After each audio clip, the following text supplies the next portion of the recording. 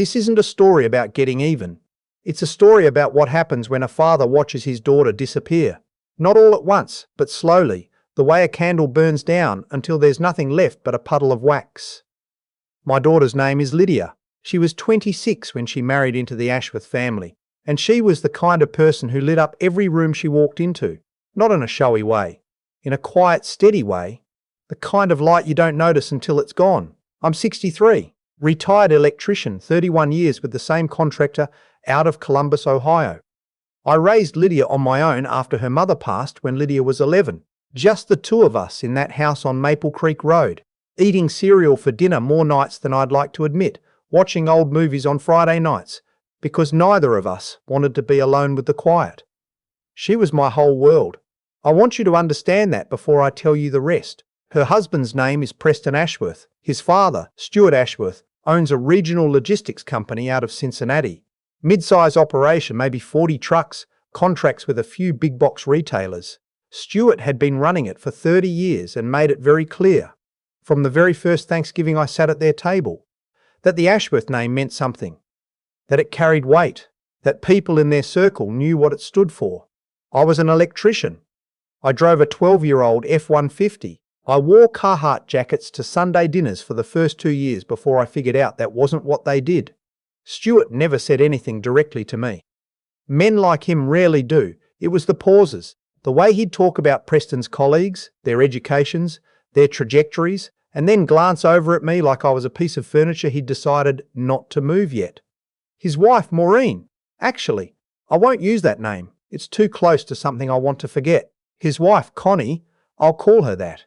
She was gentler on the surface, but she had a way of asking Lydia questions about their plans that always implied Lydia was the anchor dragging Preston down. For a while, Lydia didn't see it.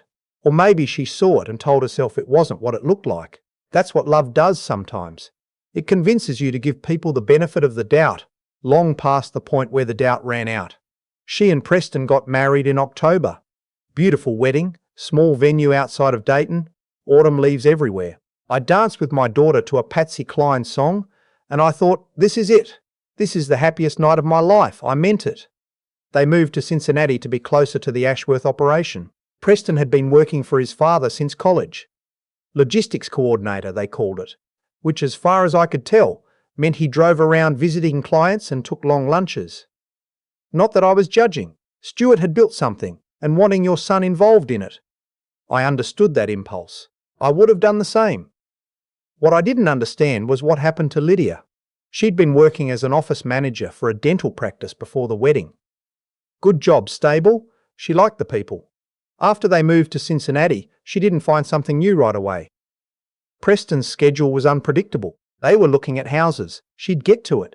That's what she told me on the phone. She'd get to it. A year passed, then another. Every time I called, she sounded a little further away. Not sad, exactly.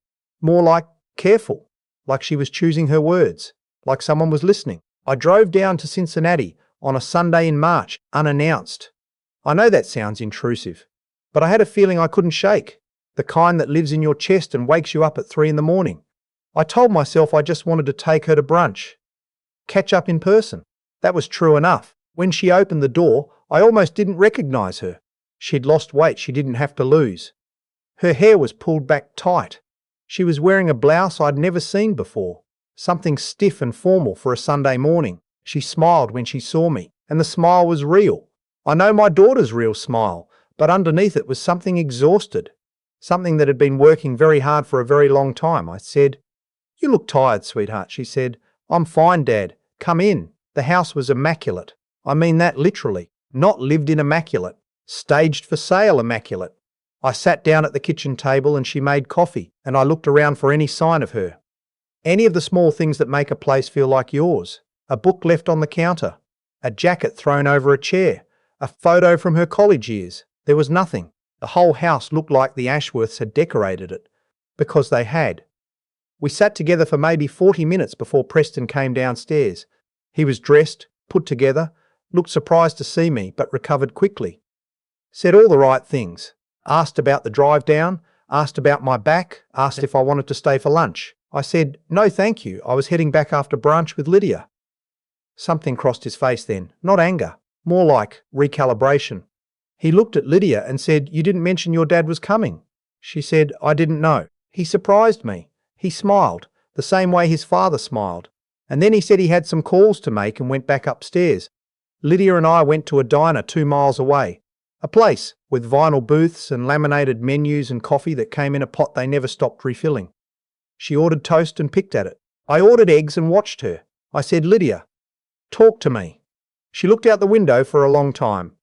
Then she said, "I don't really have anywhere to be anymore." I didn't fully understand what she meant until she explained it. She'd been asked, that was the word she used, asked not to go back to work. Not by Preston directly. It had started with comments.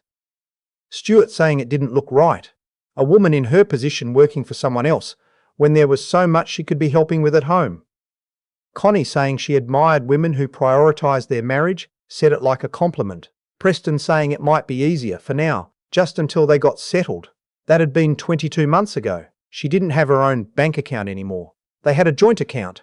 Preston handled the finances. If she needed something, she asked. I kept my face very still. I said, "Does he? Is he?" She said, "No, nothing like that. He's not mean. He's just..." She stopped. "He's just his father's son."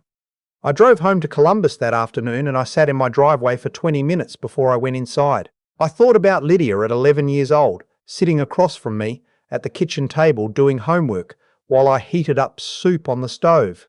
I thought about her at 17, telling me she was going to be fine, that she didn't need me to come to her first job interview, that she had it handled. I thought about her at the wedding, the way she threw her head back, laughing at something her college roommate said, completely unguarded, completely herself. I thought about that woman in the immaculate house with the careful words, and I made a decision. I wasn't going to say something to Preston. I wasn't going to have a conversation with Stuart over dinner that would make everyone uncomfortable for 3 days and then evaporate without changing a single thing. I'd watched men like Stuart Ashworth operate my whole working life. They didn't respond to conversations. They responded to leverage. So I started paying attention. I had an old friend, I'll call him Ray, who'd spent 25 years in commercial lending before he retired. We'd gone to high school together in Zanesville, stayed in touch the way men do, occasional calls, a fishing trip every other summer. I called Ray and I told him what I was looking at, and I asked him what he thought I should do. He said, "Before you do anything, find out what the company is actually worth." That took me about 3 months. I wasn't looking to do anything illegal. I wasn't hacking anything. Ashworth Logistics was a privately held company, but there are ways to learn things about a business if you're patient and methodical. Freight industry databases. Carrier performance reports, which are public record through the FMCSA. I found a former dispatcher who'd left the company 2 years ago and was willing to have coffee and talk generally about industry conditions. I talked to a transportation attorney in Cincinnati I found through Ray. What I found was this. Ashworth Logistics had been bleeding money for 3 years. Not dramatically, not in a way that would make the news. Slowly. They'd lost 2 major retail contracts when those retailers switched to consolidated carriers. Their fleet was aging, average truck age over 9 years, and they were spending heavily on maintenance without replacing. Stuart had taken out a line of credit against the business assets in 2021 that was going to come due for review in 18 months. And Preston, as far as anyone could tell, had no relationships with any of the accounts. He was a figurehead with a company car. The company Stuart had spent 30 years building was, by my estimate and Ray's, worth maybe a third of what Stuart believed it was worth. I had money. Not Ashworth money. But I'd worked 31 years and been careful with it. And when my mother passed 4 years ago, I'd inherited the house on Birch Hill, where she'd lived for 40 years, and I'd sold it. And I'd been sitting on that money in index funds because I didn't know what else to do with it. It wasn't nothing. I called Ray again and I told him what I was thinking. He was quiet for a long time. Then he said, "You know this might not work." I said, "I know." He said, "And even if it does, it might not fix what's actually broken." I said, "I know that too. But I have to do something. I can't do nothing." There was another silence, and then Ray said, "All right, let me make some calls." What Ray connected me with was a small private equity outfit. 3 guys, really, based in Dayton, who specialised in distressed acquisitions in the transportation sector. They'd been watching Ashworth Logistics already, as it turned out. had done their own due diligence, were waiting to see if the line of credit situation would create an opening. I sat down with them in April in a conference room above a sandwich shop in Dayton, and I told them what I wanted. I didn't want to run a trucking company. I had no interest in that. What I wanted was a seat at the table, a meaningful one. We structured a deal that took about 5 months to finalise. I came in as a minority capital partner alongside their group. My contribution was modest by their standards, but it mattered because it got me a board observer role, and, through a separate private agreement, we negotiated carefully certain consent rights around personnel decisions. The Dayton group made an approach to Stewart's bank in August. The line of credit review was coming up. The numbers weren't good. Stewart was looking at options. He sold a controlling interest in October. Stewart Ashworth, who had shaken my hand like he was doing me a favour every time we'd met for 4 years, signed paperwork that put me at his table in a way he had never intended and could not have imagined. I didn't go to that closing. I didn't need to. Ray called me when it was done, and I went out to my backyard and stood there in the cold for a while and looked at the sky. Then I called Lydia. I told her I needed to see her, that I had something to tell her, that it was good news but complicated, and that I needed to explain it in person. She sounded worried. She said, "Dad, what did you do?" I said, "I'm not sure yet." "Can I come down Saturday?" She said, "Yes." I drove to Cincinnati on a Saturday in November. The leaves were gone by then, the trees bare, the kind of grey Ohio day that makes everything look honest. Lydia met me at the door alone. Preston was at some weekend thing with his father. I found out later that Stewart had called an emergency strategy session with Preston to go over what the acquisition meant for their family's remaining stake. I hadn't engineered that timing, but I wasn't sorry for it. We sat at the kitchen table with coffee, and I told her everything, all of it. The research, Ray, the Dayton group, the deal. I watched her face go through about 6 different things while I talked. Confusion first, then something like disbelief. Then somewhere around the middle, she started crying.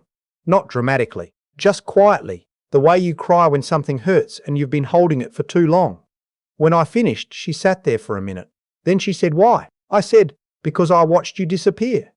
And I couldn't just watch." She said, "Dad, you can't fix my marriage with a business deal." I said, "I know. I'm not trying to fix your marriage. I'm trying to make sure that whatever you decide about your marriage, you have options.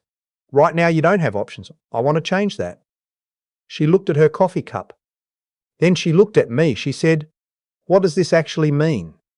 "For me," I said, "it means that when the new board meets next month, there are decisions that need consent that won't get it unless your situation is addressed. It means Preston's role at the company will be evaluated on actual performance. It means that the Ashworth family's leverage, the thing that's been hanging over you since you moved here, isn't what it was last week."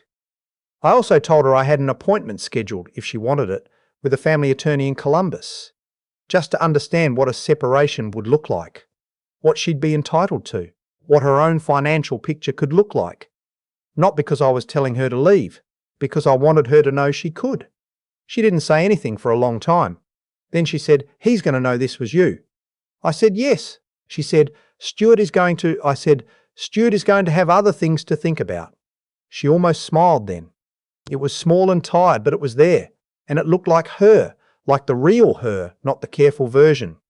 What happened over the following 3 months is hard to compress. Preston confronted me by phone the week after Thanksgiving. The call was ugly. He said I'd gone behind everyone's back, that I'd acted in bad faith, that what I'd done was, he used the word betrayal, which I thought was interesting given the circumstances. I told him I'd done what I thought I needed to do to protect my daughter. He said she didn't need protecting. I said, "With respect, Preston, you don't get to make that determination." He hung up. Stewart called me once. A different kind of conversation, quieter. The way a man talks when he's recalculating everything he thought he knew. He didn't apologise. Men like Stewart don't apologise. But he acknowledged, in the way powerful men sometimes do when they're backed into a corner, that things had perhaps not been handled ideally. I told him I appreciated him saying so. And I told him that what I wanted going forward was for Lydia to have a life that was actually hers. He didn't respond to that. Lydia made her own decision in February. She told Preston she wanted a separation. She said she'd been thinking about it for longer than she'd admitted to herself, and that everything that had happened had made her see clearly what she'd been trying not to see. She wasn't angry, she told me afterward. She was just done. There's a kind of exhaustion that looks like peace, and I think that's what she had. The divorce was finalised 11 months later. She moved back to Columbus temporarily into the spare room in my house on Maple Creek Road. She found a job with an insurance company. Office administration, good benefits, a team she liked. She came home at 6:30 most evenings. We ate dinner together more nights than not. I still have my observer role on the board. It's not glamorous. I'm not running anything. But I'm there, and I watch, and that means something.